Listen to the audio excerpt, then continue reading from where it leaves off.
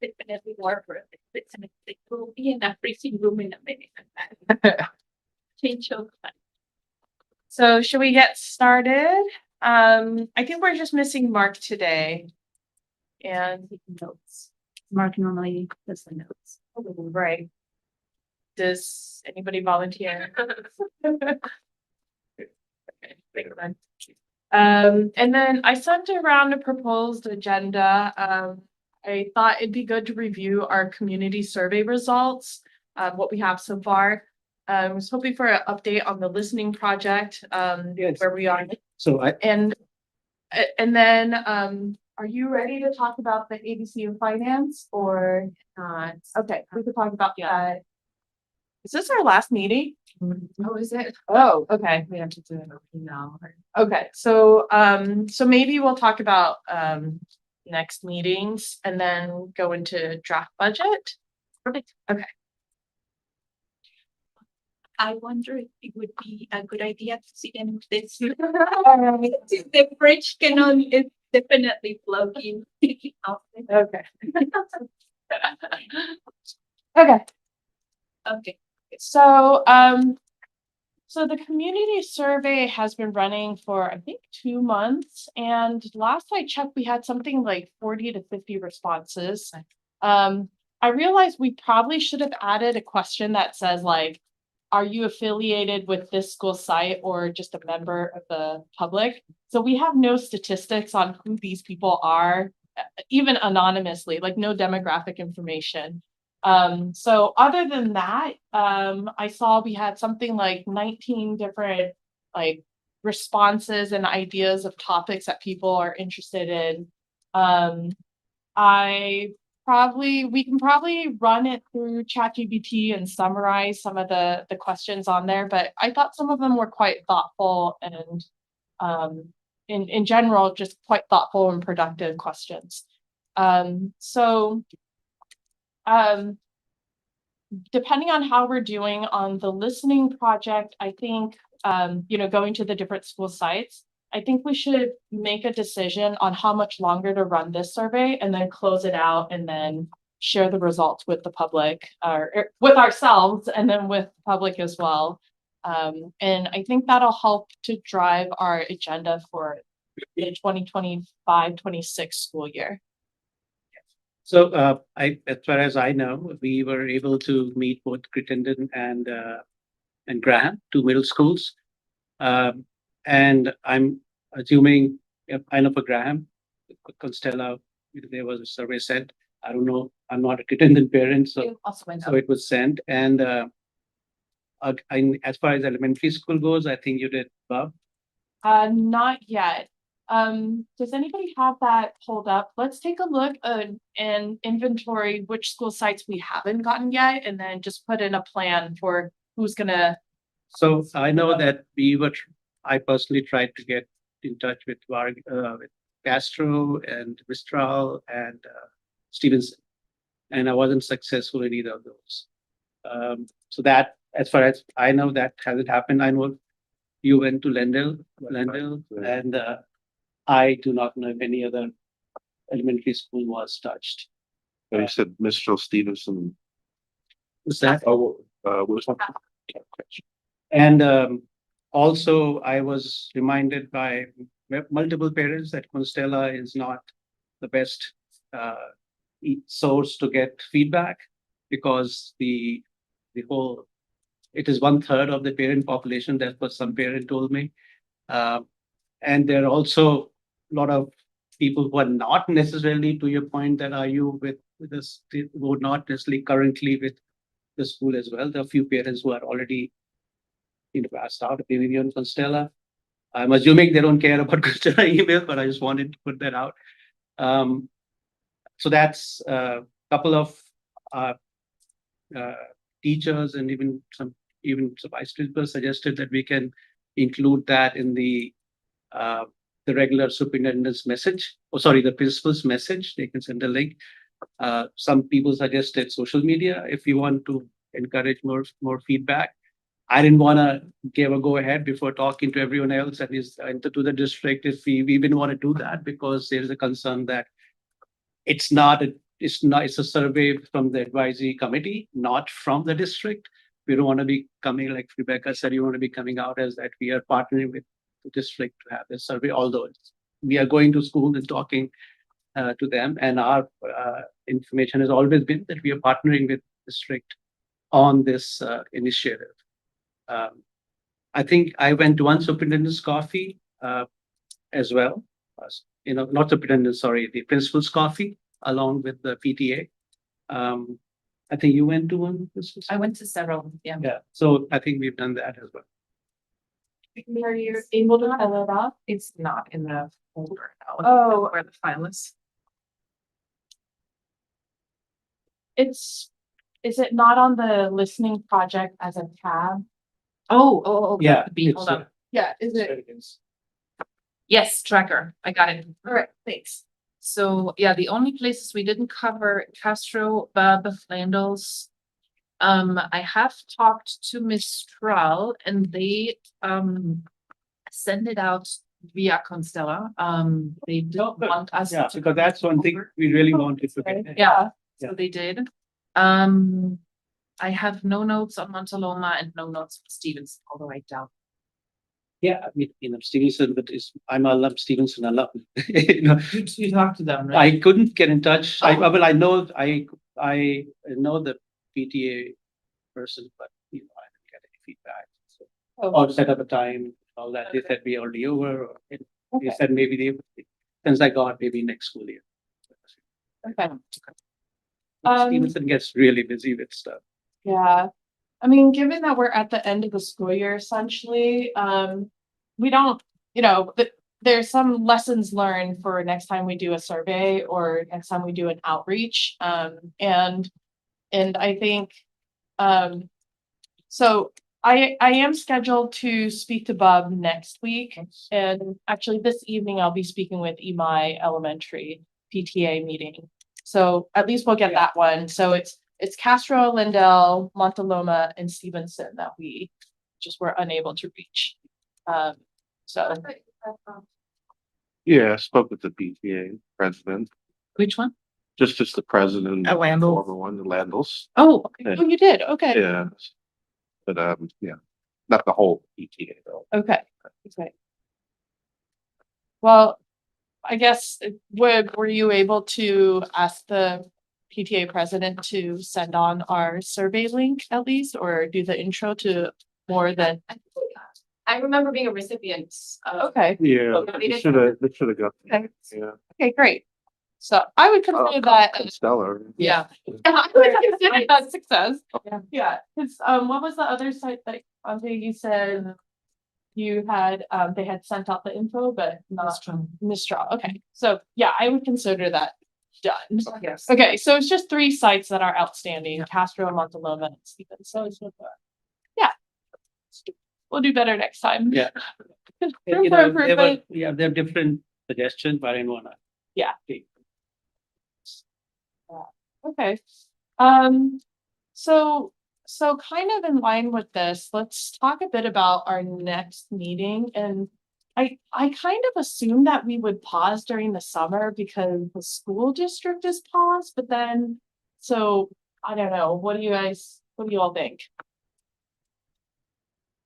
We're, Nadia and I are working. Yeah. Okay, Yeah, I have no idea what district does and stuff, so you can enlighten me. I'm sure they're working, but The entire summer, or is the office closed at some point over certain weeks? I think people tend to take vacation during a week here and there, but we are working all summer, so we're finishing closing the books, getting ready for the next year. There's we're moving through the summer, so maybe we can do a end of the year retreat meeting or something. that would be nice. organizational meeting. Organizational, but with a little bit of fun stuff. I do think it'd be nice to meet, sorry, at least once. Yeah. When does the fiscal year close? June 30th. Maybe July would be a good time, right before school actually ramps up and the books are closed, or late July. what is it timing wise for you? What? Or August. Or- Or- But like also early August, if you know, some people are taking vacation during the month of July. We're here pretty much all summer, but early August, like when they come in here, we're here, we're available. If we don't finish the discussions today, maybe we can do an earlier one, and otherwise, maybe early August. I think that's a good idea. So I'm imagining that we can close our survey, let's call it June 30th. Just to choose a date. Yep. And then, before we meet in early August, we'll ask Mark to summarize the survey results. And then we'll basically do a summary of what we've learned through the listening project and through the community survey. And then in August, we can meet and talk about what topics we want to do for 2025, 2026. And then I think that's also a good time, Rebecca, to kind of, last year we had talked about, or this year, I guess, we had talked about wanting to do a finance 101 or a primer on public school finances. And so I asked Rebecca to put some thought to like, what might the first edition of this look like? You know, let's start manageable. Let's keep it, 10 slides kind of a thing. What does that outline look like? And then we can, during this August meeting, we can parse it out so that Rebecca's not like up to her ears and making slides. August 6th. So I will not be here in August. I could be, but I will be home. Okay. Is Stay. Works for me. that a Wednesday? Yeah, it's a Wednesday. Okay.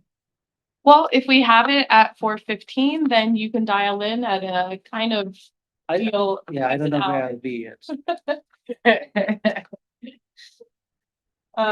Okay. Anything else on community survey, listening project, or our next meeting? Any other thoughts? So is anyone gonna compile the data in a like digestible way? Yes. And I was wondering, I mean, August is kind of late in the year, so there's time between June 30th. But I was just wondering, do you think we'll get more people on the survey if we're not sending any follow-ups? Because like if I were to receive that email like 4 weeks ago, most people aren't gonna be like, let me go back to my 4 week ago email and now answer it without an update. And so like, I know we may still, I mean, for Stevenson, you don't have to have a meeting to say, hey, can you send out the survey? Yeah. Same with the other two sites. Yeah. Castro is a little more difficult, I know, because PTA is gonna be difficult to contact. But I just Yeah. wondering, like, does it make sense to keep it open if no one's gonna add to it? But It's a good idea. We can request the PTA presidents to send out a reminder.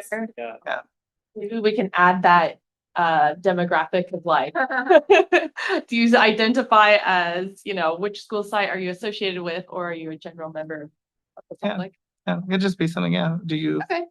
Yeah, I think Mark's Friends in idea the was. district or- Identifiers. Yeah. Oh. Yeah, and that's why he didn't. Give me an option. I think it's. Okay. It's, yes. Sorry, so what's the consensus? Are we doing like a nudge, still closing at June 30th or? My suggestion would be, if you're not gonna do a nudge, close it earlier, but if you can do a nudge, and then even if it's, hey, Montaloma, can you send out this survey? I don't necessarily need to present anything, just can you send out this survey, Montaloma and Stevenson? I know you can't have a meeting, but can you send out the survey for us at least? Well, actually, to tack on to that, does it make sense to just close it by the end of the school year? Because we're both gonna be checking. That's true. Out. Anything else? Yeah. Between the end of. June 30th is good. It's okay. It's pretty stressful the last couple of days. If I feel passionate about answering, but I don't have the time until the last school day, I would do next week. I would do a reminder and then close it in June. I would keep it. Yeah. Okay. I don't, maybe others feel differently. Maybe Vern is dying to see the results. I being mindful of like, I know I've had to analyze survey results and, if no one's adding to it, then you can start at least like Oh, I see. looking for those things. Yeah. Because it does take time to analyze the data and to make it meaningful. Unless, ChatGPT is like this amazing thing I just can't use because I'm a millennial and I don't know that one. I'm not ready for it yet. That has nothing to do with being a millennial. Okay, so we'll send a nudge. I will add an optional identifier question. And then we'll close June 30th. I'll work with Mark to see, and then he and I will analyze the results before our August 6th meeting. Excellent. All right, we just burned through our 3/4 of our meeting topics. The rest is on 2025-26 proposed budget. Awesome. So I think I was just going to talk through some of the big picture items that are coming. Last time during second interim, we kind of looked at all of the meetings and reports that feed into budget adoption. So when we meet with every department, they're looking at their overall budget, their position control, looking at how many people are in each department, looking at what they're going to need for the upcoming year. So examples would be with the curriculum and instruction. Kathy Bauer is saying, oh, I'm going to need to do this PD. I'm anticipating this much, I will need this much money for it. Calculating extra teacher hours and also the trainers that she needs to come in. So we take all of that information and that's what creates our budget for the next year.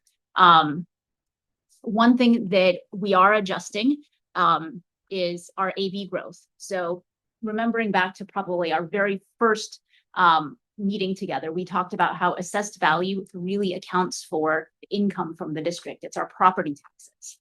Normally about this year, I'm going to go to my table and just talk through this a little bit. So every month we get a report on where AV value is. So it always starts at 2%, as long as the CPI does not drop below that.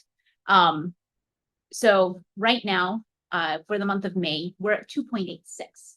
Now for context, I'm going to go backwards. So now I'm going to back it. So that's for 25-26. The roll is collecting for the 25-26 year. We are at 2.86. 1 year back in the 24-25 year, we are at 5.15. Year prior, 5.46. Year prior, 7.62.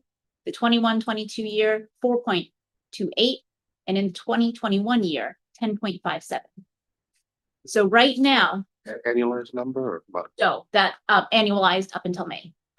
So right now, our May number is at 2.86, which is significantly less than we've seen historically. So for the 25-26 year, we had conservatively estimated our AV being 4% for the year. At budget adoption, we are going to need to reduce that to 3% because we are hoping we will hit 3% this year.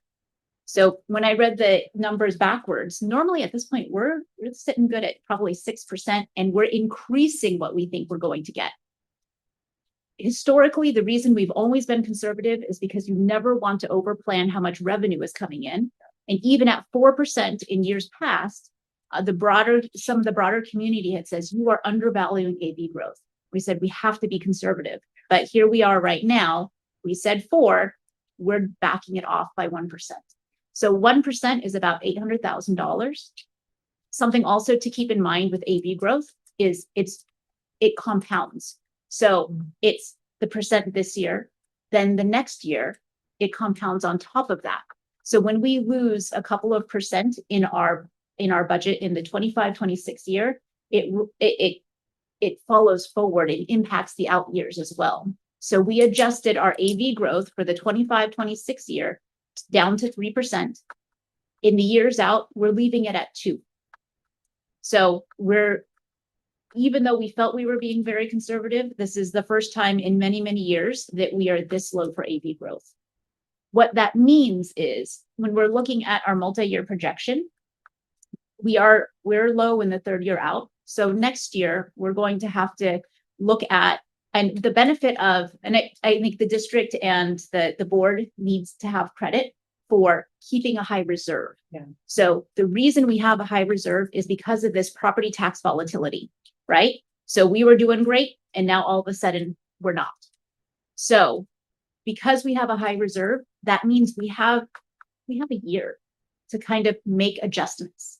Districts that do not have this the high reserve that we have right now, we would be going to the board with what can we cut? Because at this point, because the deadline has passed to let employees go, remember employees account for about 80% of our budget, we would be cutting down to the bone with everything else. We would be rationing, we would probably be mindful of how much paper we purchase. We would be mindful of anything that we didn't have to spend. But because we have this higher reserve, we will be able to thoughtfully look at what is, the core to our program and kind of and shift things over the next year. And I think that's actually much, much better instructionally because we know what's damaging to school districts is expanding, contracting, or meaning that we have programs, we don't have programs, right? So this cushion will allow us a year to go through that process. Yeah. So to clarify, we do have to go through the exercise of contraction, but we just don't have to make decisions until you. Right. And I think we need to start this process let's say everything goes really well next year and AV shoots through the roof again and we have like a 10.58%. Well, I guess then we did a good self-study. But I think that next year we will need to actually look at what do we consider core and what do we think are considered extras?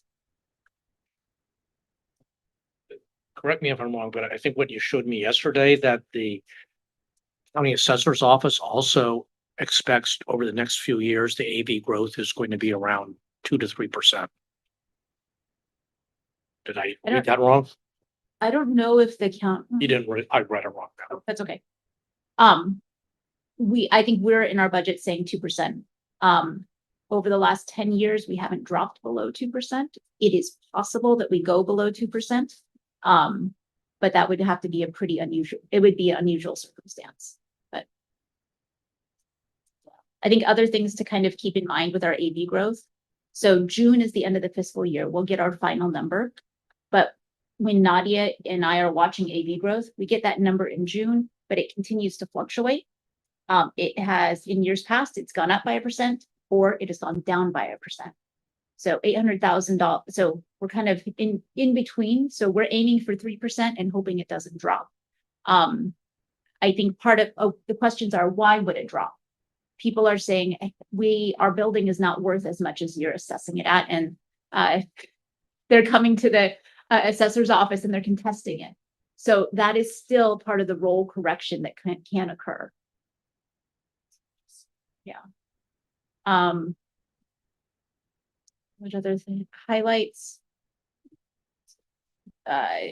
Things to consider. Our payroll is approximately $8.2 million a month. Our expenses are $2.09 million a month. So that our reserve level also helps us have the cash to pay people because we get our payments twice a year from property taxes. Nadia, do you have any other highlights that you wanted to talk through at all? Yeah.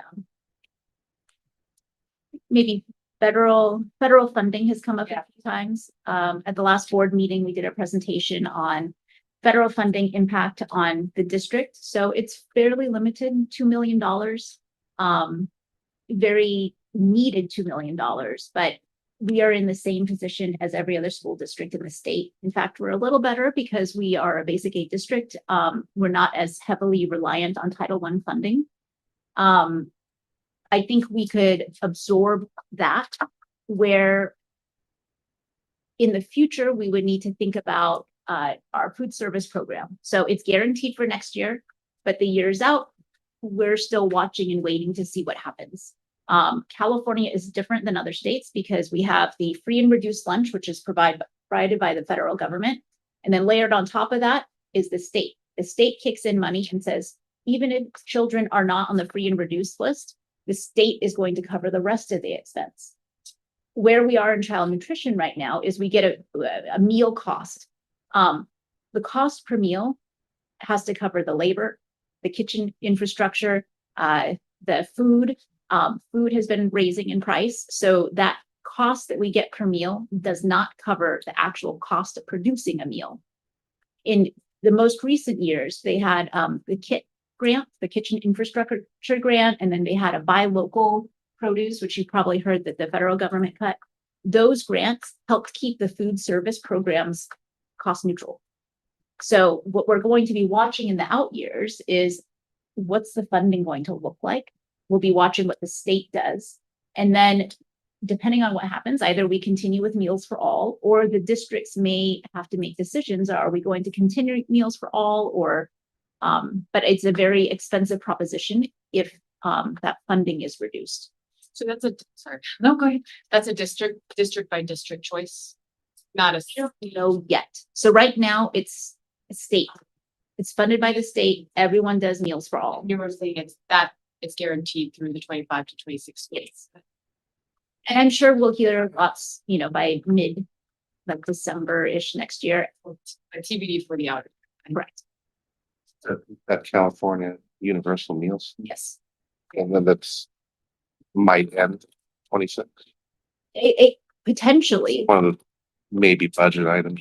yes, because I would anticipate that if the federal government decided to cut back a lot on what they were offering, and this is all just me reading the news, this is not insider information. Because they're also starting to make it more difficult for people to qualify for SNAP. Yes. So, I mean, that's also kind of indirectly related to the food programs for students. So if it's harder for families to qualify for SNAP, it even has impacted Sunbucks. So is anyone familiar with Sunbucks? No. So Sunbucks it's basically food stamps for children during the summer. So if they qualify for free and reduced meals through our system, parents would automatically be sent a card for the summer because school is not in session. But they've changed almost like within a super short period of time. All districts are scrambling right now how we qualify students for it.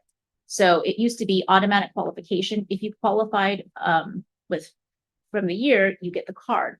But now it's a different system, and it has something to do with the way the federal and the state government is working together. So they had to create a whole nother portal.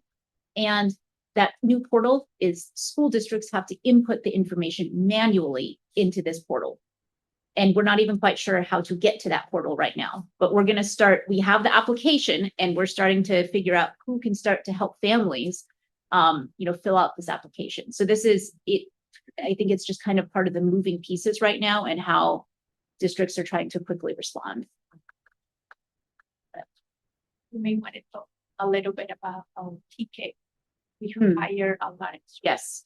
for TK. Kind of one more break in education. Yeah. Yes. I will come back. Okay. Thank you. TK is another big cost for the district. So revenue limit districts, they have gotten additional funding for offering TK because it's a whole new grade level. Basic aid districts have not received anything. Well, I take that back. I think we got maybe 300,000 it was an implementation grant. It was preschool TK. Oh, sorry, doubled it. 100, not enough to buy furniture. There was a little bit of implementation funds for TK. This next year, we've had to increase. We have one additional FTE for TK and an additional 11 IAs. Right now, for salaries and benefits for TK, we are at 3 point. Any of you remember offhand as I'm looking? I remember around 3.2, but I think 3 points. Let me just skip. Anxiety structural aids are those in the classroom. Yes. 3.5. So we're at 3.5 just for personnel, salaries and benefits. So this is an additional cost that we have been asked to pay for, but there's been no support from the state. One of the reasons the cost is a little bit higher is because we don't have the facilities for TK. So most schools, we have 3 classrooms for kinder. those classrooms are different. They're a little bit larger and they have restrooms in them. But now we're trying to accommodate TK, which is even smaller kids, but we don't have classrooms with restrooms. So we have to put an extra IA in the classroom. So right now it's 10 students to 1 adult. We put an extra IA in the classroom because we need somebody to be able to go to the restroom with the kids. And when kids are that little, they're always going to the bathroom. In Is that addition, really the primary reason for an additional personnel? Part of the SA's requirement. right. And because we don't have enough classrooms, so we can have 20 students to 2 individuals in a classroom, but we don't have enough space. So we're putting 24 kids in the classroom with 3 adults. So it helps with the bathrooming. And then also because we don't have enough classrooms across the district. Basic aid districts across the state are submitted a test claim because they're frustrated that we have absorbed this $3.5 million cost without any additional help. Currently, it's in the process of being reviewed, and they're saying that no, it's not an unfunded mandate, because if it's an unfunded mandate, the state has to kick funds in. Where this is interesting is because in some of the literature, it says districts must offer TK. In other literature, sometimes it says may offer TK. So now by the state, if the state officially says you're not required, then the question then becomes some districts are going to choose not to offer TK because they can't afford it. Or the population isn't there that they have enough students. But then I think it turns into kind of an issue where some districts have it. But I guess that's a state level issue right now. Did you say the revenue limit, they get money? Yes. So the revenue limit, school districts, they're also even changing the formula this year. So one, they got additional money for having TK. And now, because when they look at the funding across the state that's provided to school districts and to community colleges, because they're also part of the formula, they're rebenching it because now elementary districts have 1 more grade level. So we're taking a little bit more from the community college districts to help accommodate that 1 extra grade level. But we don't get that money. I Yeah. remember mentioning this. Back to the school food situation. One community member actually suggested working with Mountain View Education Foundation on that. I'm not sure if there is plenty of funds, but it's an idea of building that into their fundraising. And the second question is, given that we're already very much at capacity with our school community and the infrastructure we have, what's the projected growth for the population in Mountain View? I know this is always sort of has been coming up, that we have more and more community and there's like more and more buildings. Yeah. So we do have a little bit of a reprieve because the Google building out in the shoreline area, they've stopped. But we will continue, according to the demographers, continue to see gradual increase in growth. I think there are things we can do to manage growth within the schools that we have for a period of time, probably for the next 5 years. But what that could look like is, right now we have a lot of additional programming. So we have 2 STEAM rooms per school site. Those don't have a full class in them.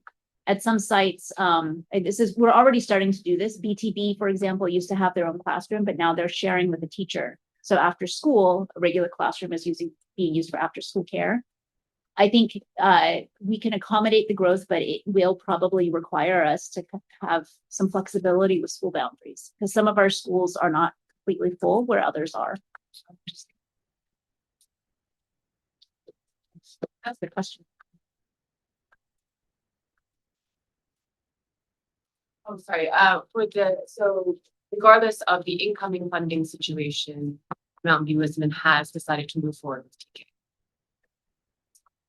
Yeah, this next year we will have fully implemented TK In all sites. So meaning we allow students to enroll anywhere from but our TK is particular schools because that's where we have the room. Yeah. So it's definitely a space issue. And restrooms, and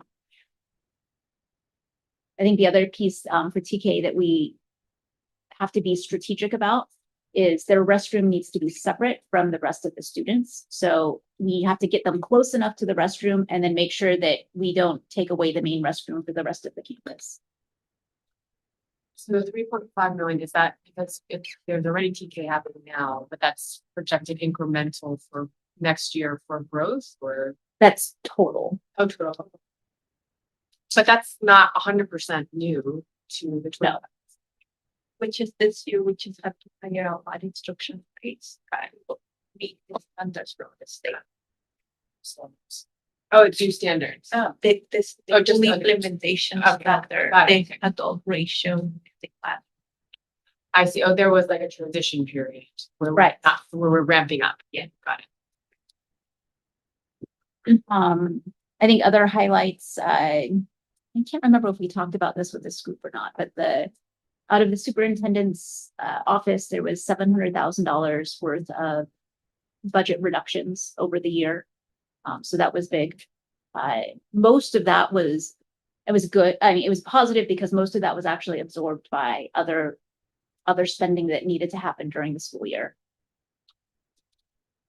Over the course of this year, or over the course of next year? The This year. 7,000. So we keeping it, we save it this year and we'll keep it. Got it, okay.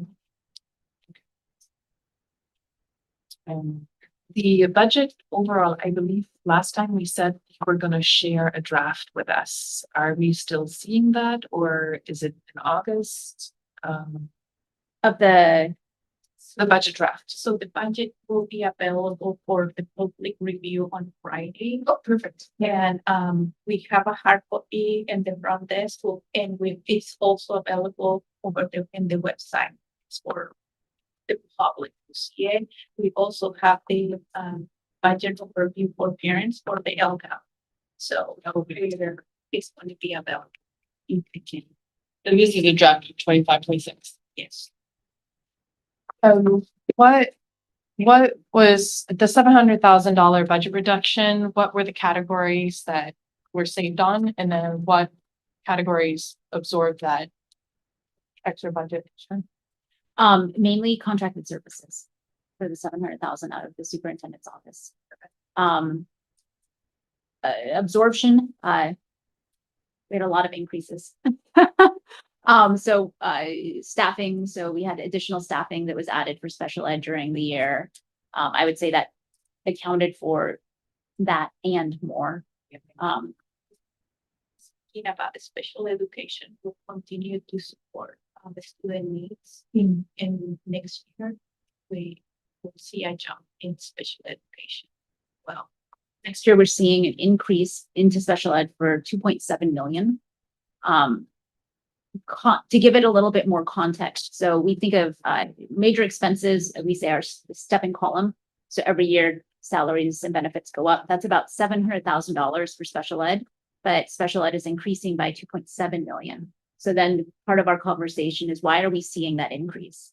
And we had, I believe it was 37 new students come into the district that already had IEPs, which is a significant amount of students. Some of the students had one-on-one aids written into their IEP. So those are things that we have to provide as soon as they start. So we have seen an increase in the number of special ed students we have in the district, as well as the types of needs that they have.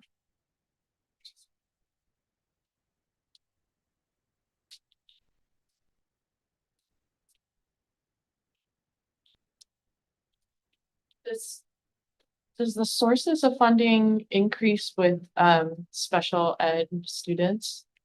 so this state, that's give us the COLA. Oh, It's the COLA, but the COLA is that doesn't catch up. for I us. see, I see. And it is in the different stuff. Distribution. So this is a long standing issue with IDEA. So when the federal government rolled out IDA, they said by this year, I can't remember the year, it's already passed, that we'll fund it up to the 25% level, and they have never funded it to that level. So what it's come down to the local level to pay for or to manage the costs. And I think sometimes when we talk about average cost per student of, what we spend, that is an average. So, but also in greater context, when we look at private schools, for example, so private schools, depending on your private school, I guess, I think it averages like 40,000, 20 to 40,000, somewhere in there. Tuition? Yeah, 40, more like 40? 40. Okay, 40. Yeah. So 40,000 for a private school. Our funding 26,000-ish per student. But it's not necessarily comparing apples to apples because public schools, we educate everyone. Like we do not turn anyone away, whereas a private school will turn students away. So they're not typically managing students that need additional supports. So our $26,000, and we're very well funded. In comparison to districts across the state, California is in the bottom 20th percentile of funding for school districts. We're at 26,000 because we're basic aid, but we can also talk about that at some point. It's interesting history lesson about what happened. You can see over the years how California keeps slipping down.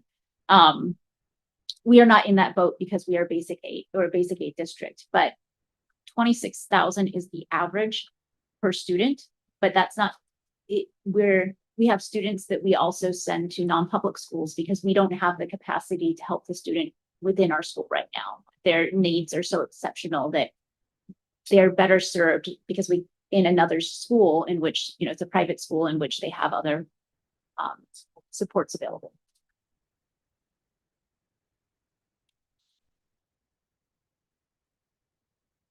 Any other general questions? That is a really interesting, sorry, I was just thinking that is a really interesting analysis that I think would be valuable to share with members of the public of like, hey, this is what you're getting. Here's the average spend, average cost per student, and then this much of it comes from federal, this much of it comes from state, and then the rest of it is from your contributions. So thank you so much. Like you basically make it possible for us to have this level of, You also are very fortunate to have the foundation. Then Yes. they're wonderful. And then I cannot think enough the parcel tax. Yes. Yeah, because I mean, Makes huge they difference. it makes a huge difference. And the years out, especially now that we're getting flat asset value, it makes a difference. I'm sure Rebecca at some point or the other shares it in the presentation to the board all these facts are presented. I remember seeing these things at some presentations. All this information is there. A lot of it is also on the website. It's just that it's not easily accessible. You have to dig down and find it.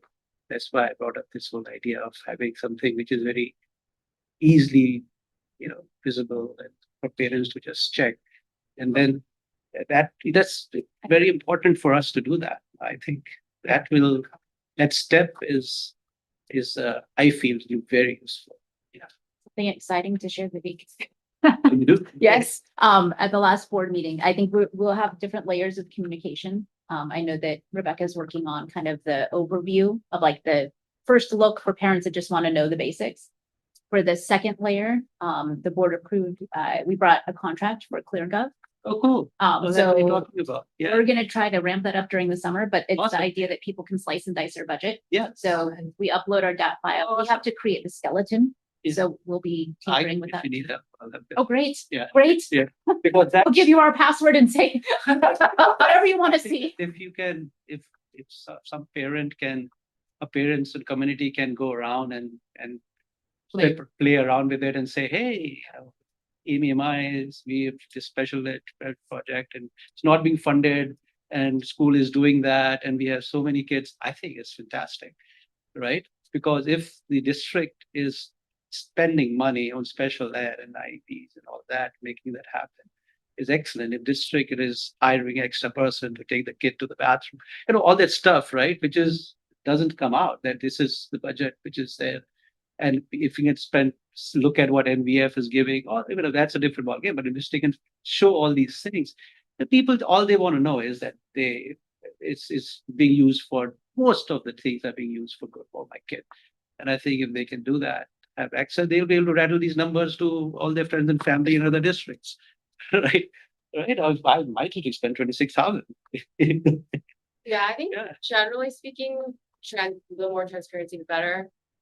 Coming from like a corporate finance background, I'm a little cautious because numbers taken out of context, it would be too much. I mean, case in point, this whole credit card thing. Yes, yeah. Demystified a lot of Yes, like this yeah. one charge pays for, you don't know how many people it pays for, but the assumption is. I think yeah. that you cannot stop. If some people want to do just that, they will do just that, but. But multiple we are, people will be yeah, happy. I guess my point is we are arming them with the information Yeah, to and just said, spread. yeah. So I just. I agree. But Maybe that's transparency- a good thing for our group to work on. So Yeah. we can try to build the skeleton and then maybe we send it out to you guys and say, Yeah. see what you see. Yes, and Because I That's a good agree with idea. you, there's things that can be taken out of context very quickly. Yeah, and as the budget advisory committee, we did outreach. We Yeah. can still do outreach. Yeah, I think doing a first pass, once this stands, sort of a, what's it called when you do like software code and you push out beta? Thank you, beta. Those can be our beta testers. Beta, exactly, beta testing. I had one more question, and this is going a little bit away from the budget. At the PTA meeting last week, PTA principals meeting, I heard that the Castro PTA is going to be dissolved. It was Um, last night, yeah. I'm sorry? It already happened. Oh, it last happened. night. Okay, are there any plans of supporting that school further? Because it's, Oh, absolutely. how is, okay, what are the plans, I guess, of supporting that school? Because I know the PTA is not just volunteering, but also collecting funds Yeah. and helping with classroom supplies and field trips. And so what is being done for Castro? I'm happy to answer, or it seems like you know too. Well, I think, so I know part of our thing is because the Castro PTA does not raise that much money. Yeah. And so I know like that's kind of like a big piece of like what people do. Castro PTA doesn't raise a lot of money. They do get donations from other PTAs. Yeah. And that probably would stop, but I think Oh, one it of the would things huh? Would stop. So I think, yeah, to donate, because they're donating to the PTA, although I think one school did donate to the actual school, so that's different. Oh, it changed, okay. So I think Yeah, you go ahead and explain the financial. I think from the community standpoint, what we're hoping to do is create a parent community where we still do the things that a PTA would do, but without the need for some of the bureaucracy that was holding the parents at Castro back from being able to continue with the PTA. Because I mean, you're running a nonprofit organization. I know. Right? And that was hard for some of the families, so. Okay, that's good to hear. Yeah. Is it the burden of administration pretty much? Yeah, I mean, you have to have a treasurer who can do the treasury work Burdens. and the governance, right? And that was some of the reasons was meeting the financial legal requirements for it is just harder. And so we want to do the same stuff, but if we can remove that barrier and do the same stuff, let's do it. Yeah. In a circle. Nice.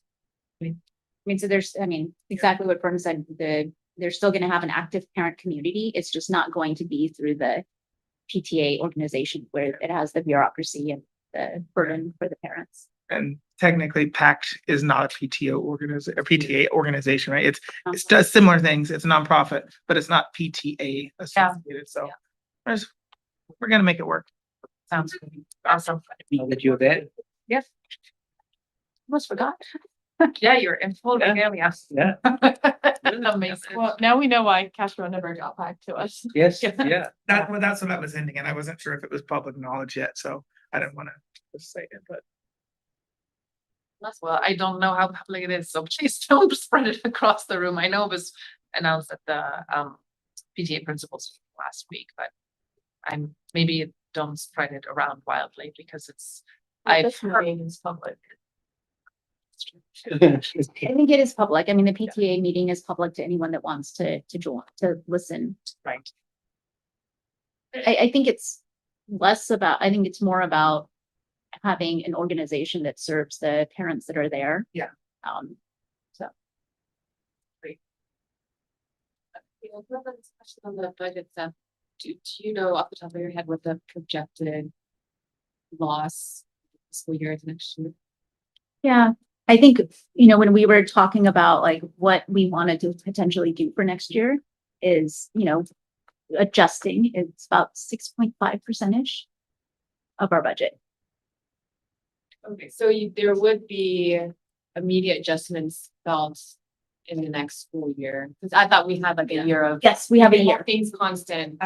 We don't have a year, like, we don't have to do immediate cuts or anything like that, but I think we're gonna be going through the mindset of what, you know, core education, and we can, you know, it's nice to have, I know I'm personally already thinking like, you know, it's nice to have workshops for my team that it's like $500, or go to the free ones in the Santa Clara County. I think maybe this mentality shift would start to be key that nothing- way, but not like, oh, I won't. Yeah, nothing, no cuts that have to be made next year, Yeah. but in terms of the size of like what we're going to do for the future. Got it. But since we have this year of where our revenues are projected to be less with a constant expenditure base, what's the rough size of specific to the 25-26 year? What is that loss? Split up. I think part of also kind of the message that we want to get across is for the past few years, we've been deficit spending, but it's been purposeful because our reserve level has been high. So we've already been in a deficit. Yes, for, Oh, yeah. I don't know, as many years as I can remember. Yeah. I mean, we had 1 year in which we were balanced, and that was only for like one interim period, but it was planned. So that I think it was planned because our reserves were high. But now that we notice that AB is dropping off, now we just kind of course correct. So next year it about 8.4 million. What is the projected deficit of 24, 25? That's what Rebecca's looking at. 20, yeah, let me go back. That was for the 25, 26. Sorry. Not in here faster than you. I got the slide right here that you sent me. The 24, 25 combined estimated actuals for this year was 4.1 million deficit. I think you're on a different one. Is that? You're looking at 25, 26. Yes, right. So, you know, and I think in our reserve level, estimated actuals, the end of this year, we're anticipating a 36.24% reserve level. That's perfect. I mean, that's healthy. That's perfect. That's why we were doing a deficit spend, because having a 36% reserve level is more than we need. But now is kind of when it gives us that time to do that course correction. Looking at Bill's facial expression, the reserve level every year it's going to change because it's based on your expenditures for the year. So even next year, our expenditures are going up because of step and column increase in FTE. So the reserve level is going to show differently.